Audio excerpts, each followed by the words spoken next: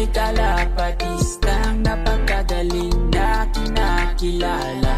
Di mo ma-compare dun sa iba, taglay niyang kakayahan ay kinakabisa. Siya si Idol Madla, nakakahanga, may mga hawak, gandang linyada. Ika'y inspirasyon kung bakit hanggang ngayon ako'y palaging kumakarera. Tingnan mo na wait lang. Merry Christmas mga kalapatid sa inyo lahat. For today's video, ito abangan tayo ng mga warriors natin. At meron na tayong isa. Say boy, tulak muna. So nauna ngayon yung pick ko, si Checkered, no? So medyo mabagal pa rin sila mga kalapatids, no? Hindi pa rin to yung ini-expect natin na bilis na gusto kong maabot nila. Hindi ko alam kung ano pa speed na ito, baka 1,000 na lang. Pero medyo mabagal nga sila, no? So gusto kong maabot na speed nila yung speed na 1-1. Pero hindi nila nakuha. Pero ganun pa man, okay lang yan. Bawi na lang tayo sa susunod. So kakalak na ni Madla 2. So may nag-isma sa inyo lahat. So mamaya kakain na tayo ng ating Noche Buena. And then mag-exchange gift na tayo kami. Meron din. So ayun, halos ilang years na rin kayo binabati ng Merry Christmas ng Madlalo TV. So ngayong Merry Christmas na to, abangan nyo dahil may mga pararapol na naman tayo next week mga kalapatid. New Year na. So abangan nyo yung gift bird na papamigay ko. Alam nyo naman, every month namimigay talaga tayo ng gift bird. So 12 months. Ito na naman po siya. Nandito na naman si Warden Junior. Nangahabol na naman mga kalapatid. Yan, no? So iniintay pa natin yung ibon natin na ano ba? 4 pa. Kasi sa kasabang palad, last time nag-toss ako ng mid-toss. Sa problema, yung isang young bird ko di nakauwi, malas. So dito pa yung young bird, yun ang di nakauwi mga kalapatid. So isa na lang ang young bird ko ngayon na nakalaro doon sa BBC, no? Ubus. So ito pala yung release point natin. Ayan, kanina, no? Ulitin natin yung nasa intro. Ito yung nasa intro natin. Napakadami ng mga kalapate. Sandamakmak. Grabe, no? So sana makauna sa susunod yung mga warriors natin. Ewan ko yung pinsan ko kung nakarank siya ngayon, no? Tingnan natin mamaya. Let's go! Second bird natin mga kalapatids. Mukhang yung lalaking checkered to. Ayan, bumabaybay na siya. Ang bira yung bato-bato na yun mga kalapatids. Ang lakas ng paggaspas. Kala ko tunay na kalapate. Ayan siya, oh. Bumabaybay na. Si checkered to. Oh, di ba? Siya nga. Bagal mag-landing. Hindi pa siya pagod ba kalapatids? Kulang pa sa ano to, sa pagpag. Nasa landing board na. Ayan, butas. Papasok.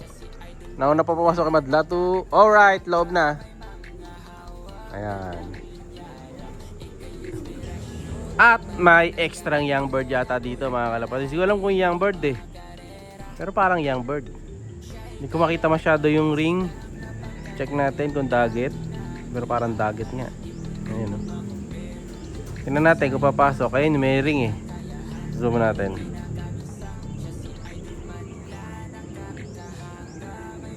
Violet, BBC ring. Dagat nga yata. Tingnan natin mga kalapatid. Saka confirm natin kung dagat. Baka mamaya sa atin pala yan. Baka yan yung young bird kung isa sa taas. Pero ba't dito siya bumaba? Sa Dreamloft to kung ito yun. Wait natin kung papasok siya. Kung hindi man siya pumasok, bahala ka sa buhay mo. Kanina kasi may nakita ako nagla-landing doon sa kabilang bubong. Doon sa pula. Kanina galing doon, tapos lumipat dyan. Hindi ko lang sure kung yan, ha. Oh. Check natin. Wait na lang natin siya pumasok. Ending ko lang pa tayo ng 3 birds. Bumaba na yung dagit mga kalapatids. Ayan, oh. Wait natin. Mandadagit pa rin sa 2026 mga kalapatids. Ayan na siya. Pababa na. Ayan, oh. Tapat na ito sa butas. Huli to. Sige. Tapat. Ito na yung third bird natin. Third bird nga ba? Tama, third bird. Si White Flight. Grisel. Si Grisel na makupad. Ayun. Tama. Doon din lumalanding yung kapatid niya dati. Mga ano pa sila, mga kalapatids eh. Hindi pa pagod. Kaya sa tingin ko, may bibilis pa sila eh, no? Base sa ano ko sa kanila yon, sa basa ko sa kanila. Pero hindi ganun kabilis. Kasi dapat 75 kilometer na yata ito, 1 hour lipad, mabilis na dapat si dito eh.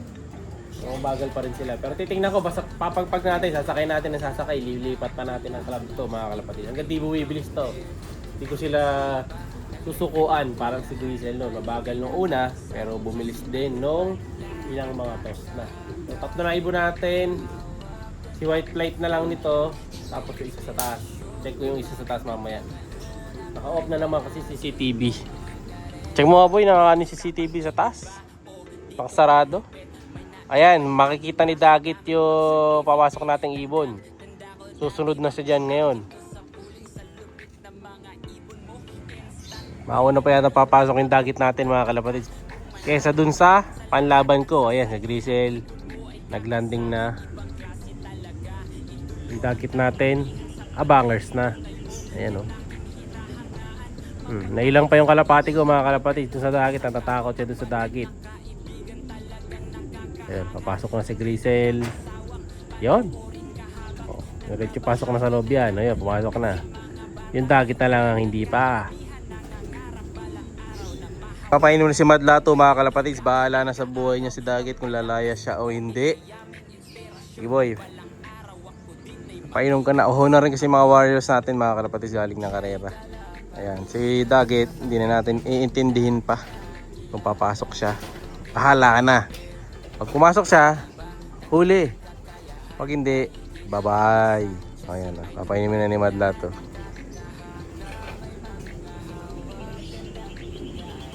Inuminom na yung mga pangkarera natin. Ano? Tatlo, isa pa si White Flight. Biglang bagal si White Flight mga kalapatids. Yung dating nauuna, ngayon kulilat na. Try nating tulak tong si Dagit mga kalapatids. Dahan-dahan kung papasok. Yeah, dahan-dahan lang. Ay, pumasok. Hindi na kailangan ng holy water to. Holy trap ang kailangan. Ayun na, huli na. Ayun, huli. Check natin mga kalapatids. Klak, klak, klak, klak. Hindi, joke lang. Sa atin yan. Pawawalan din natin ito mga kalapatids. Itcha ko din. Pawawalan natin kay Madla to. Ha? Sa taas? Yun nawawala? Dapat dyan mo ba? Ayun yung nagkukulit kapon sa taas. Hindi na, ibon pala natin mga kalapatids. Kala ko Dagit.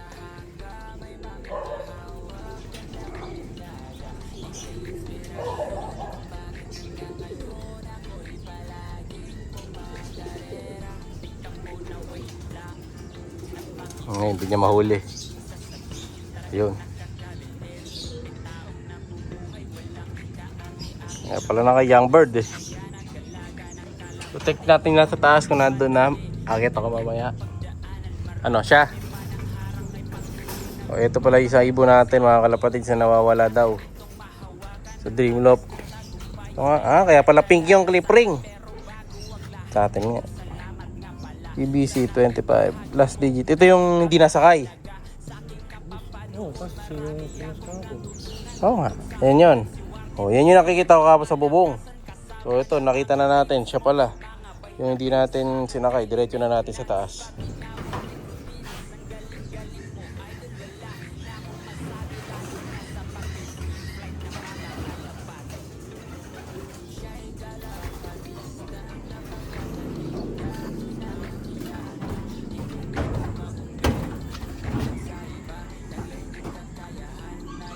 Ito na rin yung isa, blue bar, yung isa.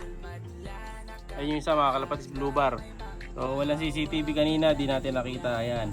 So diba sa last video natin, nakita nyo apat sila dito, dalawang checkered. Leto na tayo, syndrome complete sa taas. Pero sa likod, kulang pa tayo ng isa. Ito yung team slow mo natin mga kalapatids, yung tatlo na yan. So isang one time lap winner and then dalawang first timer training. So waiting tayo dun sa isa nating ibon na hinihintay pa. Si White Flight wala pa eh. Nag-iisang ikaw na White Flight natin. Wala pa. So tingnan natin kung makakauwi pa siya today dahil medyo mukhang uulan. ay kalapatistang napakagaling na kinakilala.